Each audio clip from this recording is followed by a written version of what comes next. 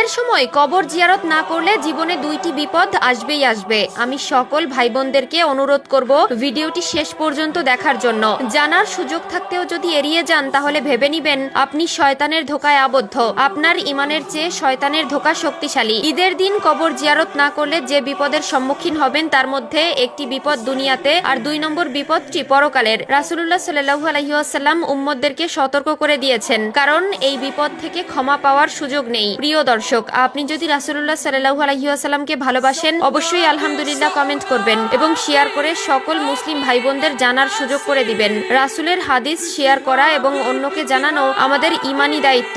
আল্লাহর রাসূল সাল্লাল্লাহু আলাইহি ওয়াসাল্লাম বলেন, যখন দুনিয়ার বুকে ঈদের খবর ছড়িয়ে পড়ে তখন কবরের জীবনের বাসিন্দারা দুনিয়াতে বেঁচে থাকা তাদের আত্মীয় স্বজন ও পরিবার পরিজনদের কথা স্মরণ করে এবং তাদের উদ্দেশ্যে বলতে থাকে, আমরা দুনিয়ার জীবনে ঈদের দিন আমাদের আত্মীয় স্বজনদের জন্য কত কিছু করেছি। আমাদের রেখে যাওয়া সম্পদ আমাদের বংশধররা কত আরামায়েশে ভোগ করতেছে। হারাম হালাল বিবেচনা না করে উপার্জন করেছি। এখন আমি কবরের বাসিন্দা, অথচ কেউ আমার খবর রাখে না। আজ তারা ভুলে গিয়েছে আমরাও একদিন দুনিয়ার বুকে ছিলাম। প্রিয় দর্শক, রমজানের বিদায় মানেই জাহান্নামী কবরবাসীদের আযাব শুরু হওয়া। নেক আমলের মাধ্যমে আমরা তাদের জন্য সওয়াবের ব্যবস্থা করতে পারি, দোয়া করতে পারি। ১ নম্বরে, কবর জিয়ারত না করলে পরকালে যে বিপদের সম্মুখীন হবেন তা হলো আপনার বংশধররা আপনার জন্য কোনো দোয়া করবে না, এমনকি তারা আপনাকে বেমালুম ভুলে যাবে। এটা প্রাকৃতিক ভাবেই ভুলিয়ে রাখা হবে, কারণ আপনি যখন কারো কবর জিয়ারত করবেন তখন কবরে থাকা ব্যক্তিও আপনার জন্য আল্লাহর কাছে দোয়া করবে। কিন্তু আপনি যদি দুনিয়ার মায়ায় তাদের ভুলে যান, তাদের লানত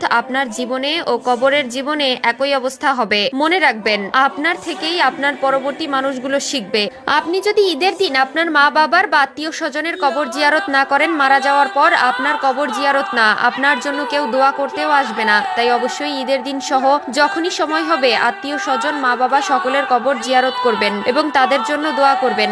২ নম্বর হলো, ঈদের দিন কবর জিয়ারত না করলে যে বিপদ জীবনে নেমে আসে সেটি হলো দোয়া কবুল না হওয়া। এটি সত্যি জীবনের একটি কঠিন বিপদ। আপনার দোয়া কবুল না হলে আপনার ইহকাল পরকাল দুইটাই যাবে। আল্লাহ যদি দোয়া কবুল না করে, আপনাকে ক্ষমা না করে, তাহলে আপনার জীবন বৃথা। আপনার দোয়ার অপেক্ষায় থাকা, আপনার নেক আমলের অপেক্ষায় থাকা কবরবাসী মানুষগুলোর লানত ও আত্মচিৎকার আপনার উপর থেকে আল্লাহর রহমত উঠিয়ে নিবে। আপনি আল্লাহর কাছে যতই দোয়া করুন না কেন, আল্লাহ তাআলা আপনার দোয়া কবুল করবে না। তাই হেলায় জীবন না কাটিয়ে কবরের জন্য উপার্জন করুন এবং মৃত মানুষগুলোর জন্য দোয়া করুন। রাসূলুল্লাহ সাল্লাল্লাহু আলাইহি ওয়াসাল্লাম উম্মতদেরকে সতর্ক করে দিয়েছেন, কারণ এই বিপদ থেকে ক্ষমা পাওয়ার সুযোগ নেই। মহান আল্লাহ তাআলা সবচেয়ে বেশি অপছন্দ করেন শিরককারীকে।